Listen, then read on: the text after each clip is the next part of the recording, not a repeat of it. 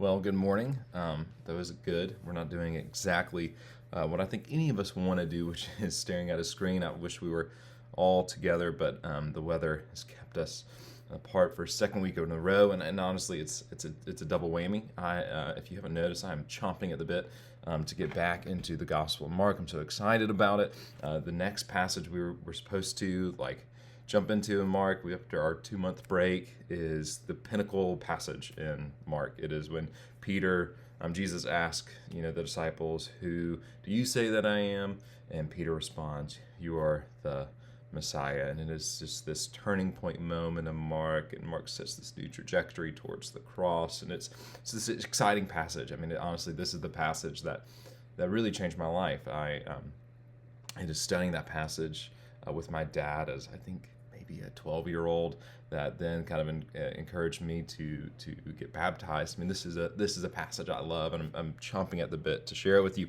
However, because I'm so excited about it, and because I'm so just kind of think it's so important, I want to wait until we're all together in person before I share that passage. And so today we're not jumping fully back into Mark, but we're gonna dip our toe in the pool that is the Gospel of Mark by looking at the passage that comes right after that pinnacle moment passage. In many ways, this doesn't really come after it. It's a part of it. It is Mark chapter 8, verses 34 through 38. So let me just read that. I'll kind of set the stage for where I want us to go this morning. Then he called the crowd to him, along with his disciples, and said, "Whoever wants to be my disciple must deny themselves, pick up their cross, and follow me. For whoever wants to save their life, they will lose it. But whoever loses their life for me and the sake of the gospel, they will save it." And I just noticed that it's not just losing their life, but it's losing their life for the sake of me and the gospel, right? They will save it. It's whoever reorients their life around me and the good news that I bring, they will save their life. What good is it for someone to gain the whole world and yet forfeit their soul? Or what can anyone give in exchange for their soul? If anyone is ashamed of me and my words in this adulterous generation and sinful generation, the Son of Man will be ashamed of them when he comes in his Father's glory with the holy angels. But like Son of Man, that's a reference to Daniel chapter 7. All throughout Mark, Jesus' favorite way to refer to himself, but it is this title of immense authority. If you read Daniel chapter 7, you'll see that there's one like a Son of Man, and he is given immense authority. So feel free to read that this afternoon. It's a great passage. And then that passage right there, it leads into Mark chapter 9, which is the story that we call the Transfiguration, which is this weird story. If you're like me, I'm as much as I look at Mark and study it, and I've taught on the Transfiguration before, I think in a different gospel, it's just this weird passage, and it's hard to wrap your head around. Okay, that's kind of cool, but what does it mean for me and you as we live out our life? If you're like me, you feel that way, and the reason I think I feel that way often when I look at that passage, and I take that event in singular, separate from its surroundings, is because I don't think we're meant to read the Transfiguration apart from this call of Jesus to deny ourselves, pick up our cross, and follow him. Right, the Transfiguration is the story where they go up on a mountain, which is this reference to God's glory, particularly Mount Sinai, is what's being referenced there, because it's actually weird. It's Mark is pretty specific. A lot of the gospel writers are pretty specific about, hey, Jesus is going to this place and this place, and when for the Transfiguration, it's just he goes up on a mountain, and actually the lack of clarity is meant to just get us to kind of hearken our mind back to the motif of how God meets his people in unique ways in the Old Testament on top of mountains. And so if you think of the Exodus narrative, right, they are saved out of Egypt, and then they gather around Mount Sinai, and that's kind of the imagery that we're being drawn into, that God is about to reveal his glory in a unique way. And so this is Mark chapter 9, verse 2. It reads, "After 6 days, Jesus took Peter, James, and John with him and led them up a high mountain where they were all alone. And then it says, he transfigured before them." That word transfigured is not used very often in the New Testament, but one of the other places it's used is actually Romans chapter 12, verse 1. And Romans chapter 12, verse 1 or 2, I can't remember. But it's a very famous verse, right? We say, we quote often, it says, "Do not be conformed to the patterns of this world, but be transformed by the renewing of your mind." Right? Okay, that word transformed there, same word as transfigured, actually, same Greek word there. And what I think we're meant to see here is, okay, if we follow Jesus and we deny ourselves, pick up our cross, and we follow him, his destiny is our destiny. His transformation, his transfiguration into the immense glory of God revealing itself to these disciples.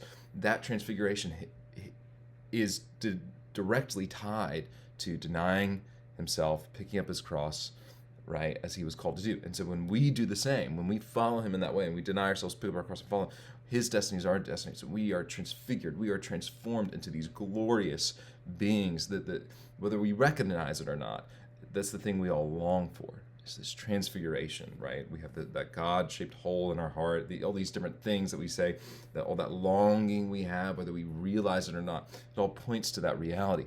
And when we deny ourselves, pick up our cross, and follow Jesus, his destiny becomes our destiny because we're following him.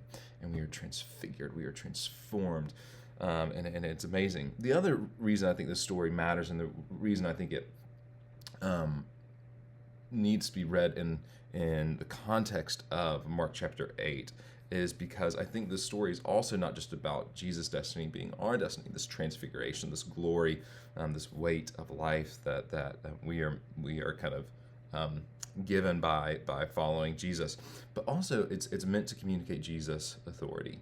This is Mark chapter 9, verse 7. And this is in the middle, they're on the mountain, Jesus is transfigured before them.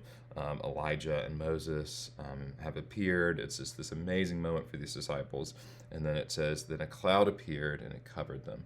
And a voice came from the cloud, 'This is my son, whom I love.'" All right, so just pause. I haven't even finished the verse, but just pause. Remember, Mark chapter 1, verse 1.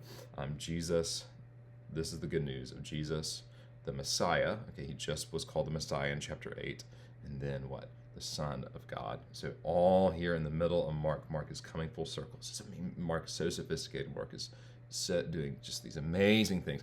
And so the Messiah, the Son of God. And here he was called the Messiah in Mark chapter 8. And now he's affirmed as God's Son here in Mark chapter 9. Fascinating. That was for free. But it says, "Then a cloud appeared and covered them, and a voice came, 'This is my Son, whom I love. Listen to him.'" Trust that his word is true. Trust that when he says, "Deny yourself, pick up your cross, and follow me," that it leads to transfiguration, that it leads to immense glory, that it leads to immense weight of life that we all long for and all desire. So we get this paradox here, right in the middle of the Gospel of Mark, this seeming paradox that death leads to life, and that us holding on and trying to save life actually leads to forfeiting our soul and forfeiting the world, right? C.S. Lewis has, in his witty way, right? He says, aim for the earth, aim for heaven, and you'll get the earth thrown in. Aim for earth, and you'll get neither, right? I mean, that's kind of the idea here. And so it's the seeming paradox of the Christian faith. And that's why I often say that Christianity is not merely, and particularly the Christian ethic, is not merely countercultural, right? It does make us different from the world. It makes us live in different ways, and that's important. But it is also counterintuitive, right? It's not just countercultural. It's not just different, but it's seemingly nonsensical, right? It requires a reframing of reality. It requires a Copernican revolution in our hearts, in our souls, in our minds, and our bodies. The Copernican revolution is the era in the West in which we came to understand that the Earth revolves around the sun, not the other way around, right? We thought that the sun kind of revolved around the Earth, and in the Copernican revolution, we came to realize that no, the Earth revolves around the sun. And I think that's the shift that makes Christianity so counterintuitive. that we realize that the world does not revolve around us, that we are not the thing that keeps everything else in orbit, but rather it is only God who keeps everything else in orbit. It is only Jesus that keeps everything else in orbit. It's the only thing that has enough weight, right? Glory, to have enough gravitational pull to keep everything else in orbit around us. And that's what makes it so counterintuitive, is that we don't center ourselves, but we center God. So think back to that passage, right? Okay, right? For whoever wants to lose their life, whoever wants to save their life, they will lose it. Whoever wants to center themselves, they will lose their life, because it's not aligned with the true nature of the world. But whoever loses their life for me and for the gospel, they will save it. Why? Because they're centered on Christ, who has enough gravitational pull to keep everything else in orbit. And so this morning, what I want to do for the rest of our time is I want to look at what is probably my favorite passage in all the Old Testament, if not all the Bible, Daniel chapter 4. It's this amazing story. And in this story, in Daniel chapter 4, we see a Copernican revolution. And we get to see kind of the logic of this deny yourself, pick up your cross, and follow me play out in a singular person. And I hope that it helps it make it more concrete for you. And it certainly has helped make this idea, this kind of counterintuitive nature of the Christian ethic, more concrete for me. So let's turn in our Bibles to Daniel chapter 4. All right, so Daniel tells the story of Judah's exile in Babylon, and it includes some of the most famous stories in the Bible, right? Daniel in the lion's den, the fiery furnace. I can't help but talk about Daniel and talk about the fiery furnace and not talk about Veggie Tales, right? There's this, if you remember from your own childhood or from your kid's childhood, right? Like there's the chocolate bunny factory, and there's this giant chocolate statue, and that actually represents the golden statue in Daniel chapter 2, and then the fiery furnace comes in Daniel chapter 3 because Rak, Shack, and Benny, the VeggieTales characters, or Shadrach, Meshach, and Abednego, refuse to worship this chocolate bunny or the golden statue that is built in Daniel chapter 3. So there's these famous stories, and all throughout Daniel chapter 1 and 3, the antagonist is the Babylonian king, right? So Babylon, Daniel tells the story, right, of these the people of Judah who have been taken into exile, right? It tells some of their stories.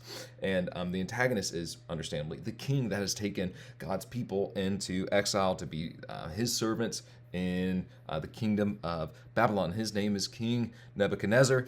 And in Daniel 1 through 3, he's really painted as the paragon of pride, the archetype of Adam's folly. Just for example, Daniel chapter 2, verse 38. In your hands he has placed all mankind, and the beasts of the fields, and the birds of the sky. Wherever they live, he has made you ruler over them all.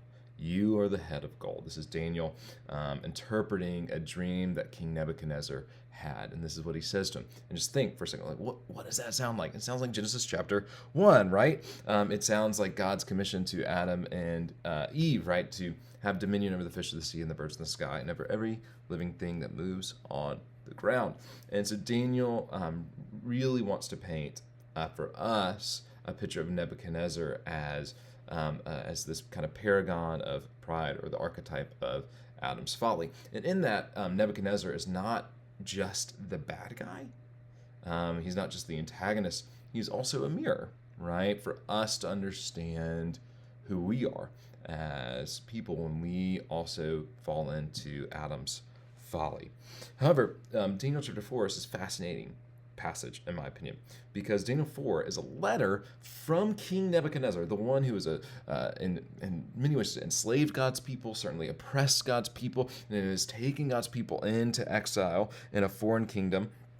It is a letter from King Nebuchadnezzar to God's people. In other words, Nebuchadnezzar repents, and he gets this letter that into the Old Testament. I mean, it's just this fascinating thing. And in this letter, Nebuchadnezzar tells a story about one of his dreams. So Daniel chapter 2 is about one of his dreams. It's this dream about this statue of gold that has clay feet, and it's I don't have time to teach that right now. But Daniel 4 is this other dream that Nebuchadnezzar actually tells us about, and this is a dream about a tree.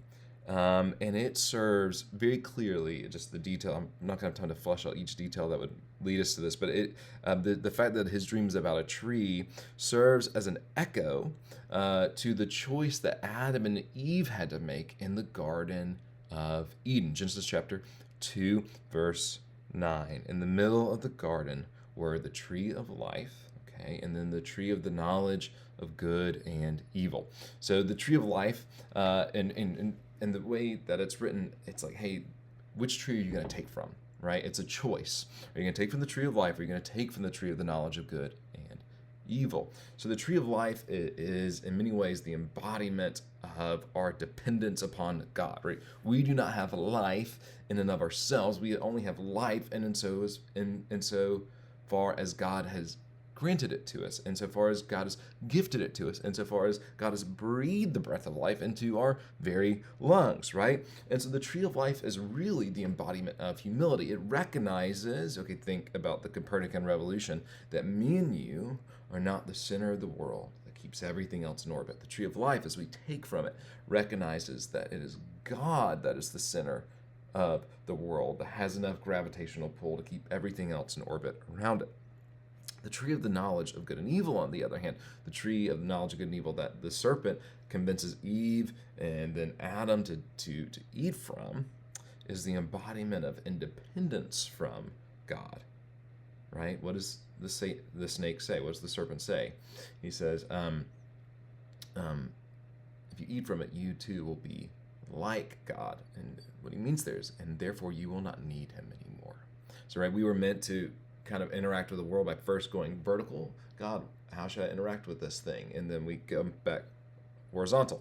Okay, this is how God wants me to interact with it. This is how I'll interact with it, right? And taking the, God, you tell me what is right and wrong, what is good and evil.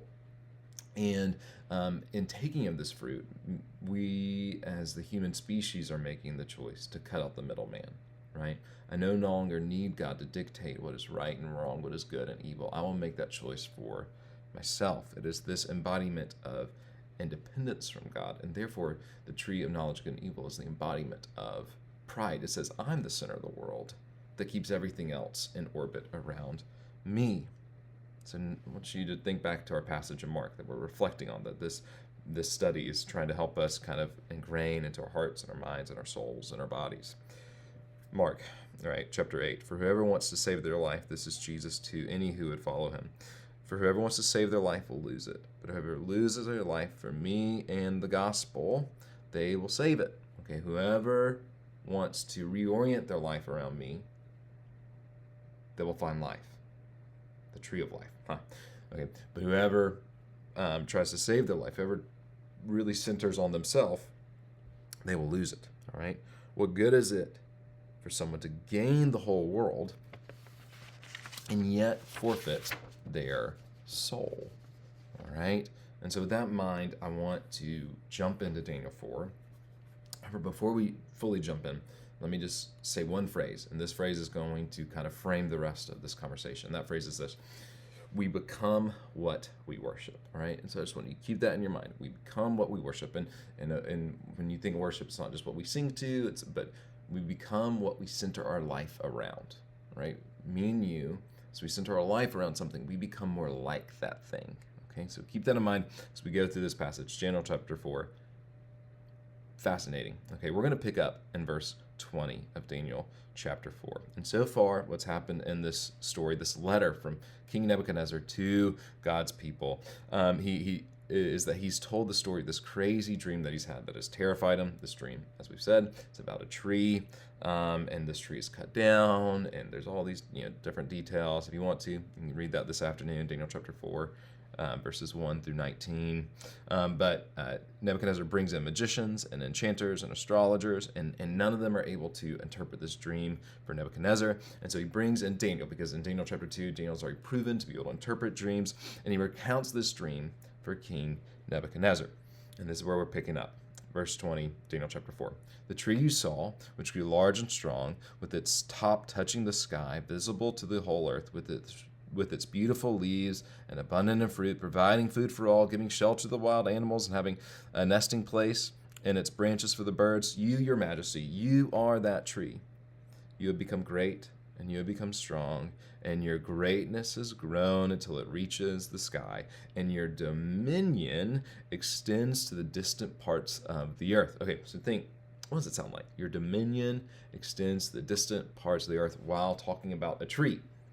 It's Genesis 1 language, right? Genesis 1 and 2 language. It's Garden of Eden imagery. What word sticks out to you? That also sticks out to me. It's dominion, right? You will have dominion over the fish of the sea and the birds of the sky and over every living creature that moves on the ground. And his dominion extends to the distant parts of the earth. In other words, what this dream is meant to reveal to Nebuchadnezzar, and what Daniel is pointing out to Nebuchadnezzar, is this: you are Adam come to fruition. You are at the height of humanity. And just like Adam, you are now confronted with a choice. What are you going to do with the immense power that God has given you? You, your majesty, picking up in verse 23, saw a holy one, a messenger. This is still just Daniel recounting Nebuchadnezzar's dream to him, coming down from heaven and saying, cut down the tree and destroy it, but leave the stump, bound with iron and bronze and grass of the field, while its root remains in the ground. Let him be drenched with the dew of heaven. Let him live with the wild animals until 7 times pass him by.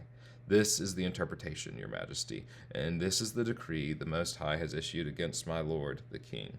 You will be driven away from your people, and you will live with the wild animals, and you will eat grass like an ox, and be drenched with the dew of heaven. 7 times will pass you by. So 7 times, 7 is this imagery of completeness or fullness. So you'll be fully drenched with the dew of heaven until you acknowledge that the Most High is sovereign over all kingdoms on earth and gives them to anyone he wishes. All right, so just a couple of things there. Dew of heaven, that's meant to be a blessing. So this weird thing, this thing of your downfall is actually your blessing, okay? Also, just notice you'll eat grass like an ox, and you'll be drenched with the dew of heaven, right? So we get this imagery where he becomes like an animal, and then he also a land animal, but he also becomes like a fish because he's drenched fully. 7 times will pass you by, fully in the dew of heaven. So it's like he's living in water. All right. Daniel then goes on to explain, picking back up verse 26. The command to leave the stump for the tree with its roots means that your kingdom will be restored for you. So this is not a mere punishment. This is meant to reorient your life.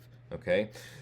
Your kingdom will be restored to you when you acknowledge that heaven rules. Okay, when you acknowledge that you are not the sun that is the center of the earth and keeps everything else in orbit, but that God is, that heaven rules. And therefore, your majesty, be pleased to accept my advice. Renounce your sins by doing what is right, and your wickedness by being kind to the oppressed.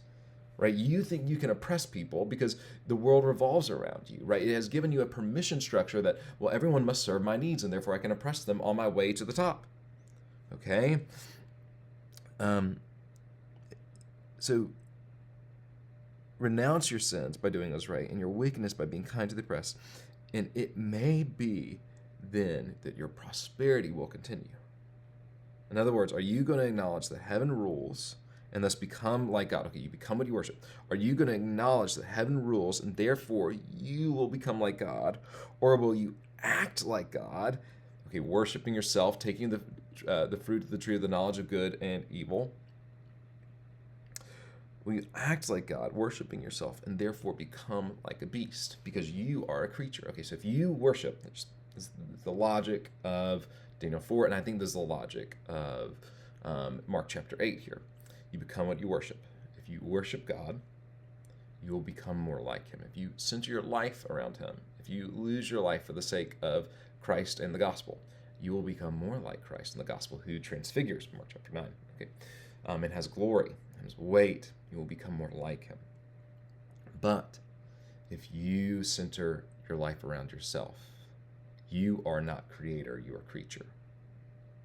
And so if you worship yourself, and you will become more like yourself, and you are a creature, then you will become more creaturely, and you'll become so creaturely that you will become less than human. You will forfeit your soul. Will you act like the world revolves around you, or will you recognize the truth that heaven rules and it revolves around God? Now, Nebuchadnezzar answers this question from a place of actualization. Okay, me and you, we come to this question: are we going to, act like the world revolves around us, or that it revolves around or that it revolves around God? We are kind of come to this question from most of us come from a place of aspiration. We are striving. We're trying to achieve things in this life. We're trying to achieve things in this world. We're trying to become secure, and we're always kind of aspiring to that. Nebuchadnezzar is the height of humanity, right? He is at this point in his life and in this point in world history, the most powerful man on the planet. If not the most powerful man on the planet, one of the most powerful men on the planet, right? He holds a vast kingdom, right? And so it's just when he's writing from this perspective. The reason he's writing this, he's like, hey, look, I've been to where this can lead. I've been to where centering around yourself. I've gone as far as it can go. All right. So we actually read this. This is picking back up in verse 28. All this happened to King Nebuchadnezzar. Everything that Daniel predicted happens. And we read in verse 29. 12 months later, as the king was walking on the roof of the royal palace of Babylon, he said, "Is this not the great Babylon I have built as my royal residence by my mighty power and for the glory of my majesty?" Okay? So it may sound prideful, but he's right. He's speaking the truth. He is the archetype of Adam. He is the height of humanity. Nebuchadnezzar can look at us and say, I've gone to where pride can lead. I've lived to the height of humanity. I've actually gone to its logical conclusion. And he's writing this letter to say, and let me tell you what that looks like. Let me tell you where that leads. So pick up verse 33. This is Nebuchadnezzar telling us, this is where pride leads. This is where centering on yourself leads. And you become what you worship. And this is what I was worshiping myself. I had centered my life around myself. And let me tell you where that led me. Even as the words were on his lips, a voice came from heaven. This is what is decreed for you, King Nebuchadnezzar. Your royal authority has been taken from you. You will be driven away from your people, and you will live with the wild animals, and you will eat grass like an ox. 7 times will pass you by until you acknowledge that the Most High is sovereign over all the kingdoms on earth, and gives them to anyone he wishes. And immediately what had been said about King Nebuchadnezzar, it was fulfilled. He was driven away from the people, and he ate grass like an ox. Okay, so he's a land animal. He was drenched with the dew of heaven. Okay, so he's a sea animal or a water animal. And his hair grew like the feathers of an eagle, and his nails like the claws of a bird. He is also a bird of the sky. He's become like a beast. Now, we actually have a technical term for this. It's called, I'm going to pronounce it wrong probably, but lycanthropy. So this is a physical manifestation, but it's obviously for us, what we're meant to see is that this is a physical manifestation of a greater truth, of a spiritual reality happening in King Nebuchadnezzar's life, right? As we said earlier, right? Our pride turns us into a beast. When we center on ourselves, a creature, when we worship ourselves, a creature, we become more creaturely. And we become so creaturely that we actually become less than ourselves. Okay? What does it mean to forfeit your soul? I mean, just think about this. Mark chapter 3. What does it mean to forfeit your soul? This is what we're seeing play out here. It is to worship yourself rather than worship Jesus, and rather centering yourself rather than centering Jesus. And in so doing, becoming less than what God made you to be, right? If we center around our life around God, we can become more like them. That's what it means to have a soul. And we lose our soul when we center around ourselves, when we oppress others, all right? Verse 34, at the end of that time, I, Nebuchadnezzar, I raised my eyes towards heaven. I recenter my life on something new. And hear this, my sanity was restored. I love that. I became sane the moment I recognized the truth of the things, that it is God who has enough gravitational pull to keep everything else in life, including myself, in orbit.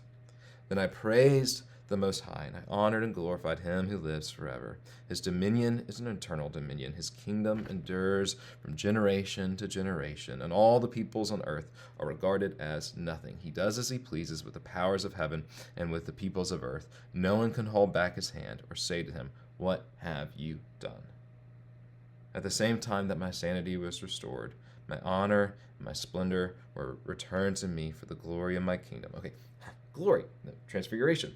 Okay, the moment I deny myself, pick up my cross, and follow God. Okay, I'm inserting some Mark chapter 8 language into Daniel 4, but I think you see the logic here.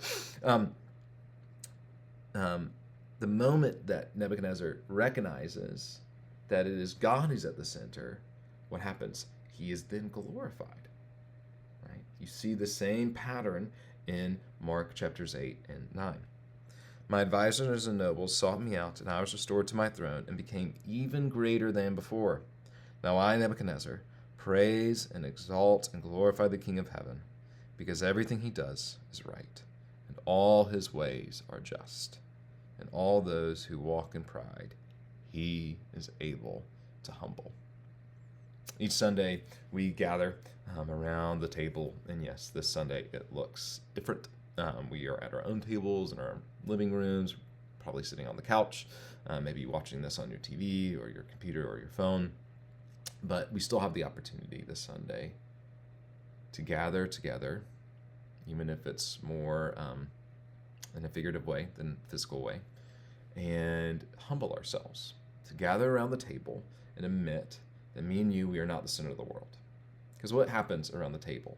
The table is the moment where me and you take our small stories that have been defining our life for the previous week, and we bring all those to the table, and we submit those stories to the story of Jesus. And we say, God makes sense out of it all, right? And we put our stories inside of the grand story of, of our salvation in Christ, right? That all things are reconciled through his cross, and that he is the only one who can make sense out of all the little stories that have seemingly defined our life for the past week and will seemingly define our life for the following week, right? And that's what you do around the table. We worship by centering our life, recentering our life around God. And so as we take communion in our own homes, if you have bread or juice or anything, you can make it work however you want. But as you take communion together with your family this morning, my encouragement to you is to reflect on how the table is this opportunity to recenter our lives and therefore have our sanity restored. To lose our life for the sake of the great story of Jesus and his gospel, his good news, that he reconciles all things through the blood of his cross. And that as we deny ourselves and pick up our cross and follow him on that same journey, that we actually come to life and life abundant, and that we too one day will be glorified with him, just as he was in the transfiguration, that we might become transformed by the renewing of our minds. So let me say a prayer for both the bread and the cup, and then we'll be done. God, I thank you so much for the sacrifice of your son, Jesus. I thank you for his body that was broken. I thank you for his blood that was spilt. And as we take communion together, even though it's different this morning, as we take communion this morning as a family, I just pray that you would center our lives around you so that we might become more like you, and that we would not forfeit our soul, that we would not forfeit the world, Father, that you want to give us, and that you, and the glory that you have in store for us, Father. I just thank you for the cross, and I pray that we may all pick up our own so that we might be glorified like your son, Jesus. And we pray this in his most holy, precious, and glorious, and powerful name. Amen.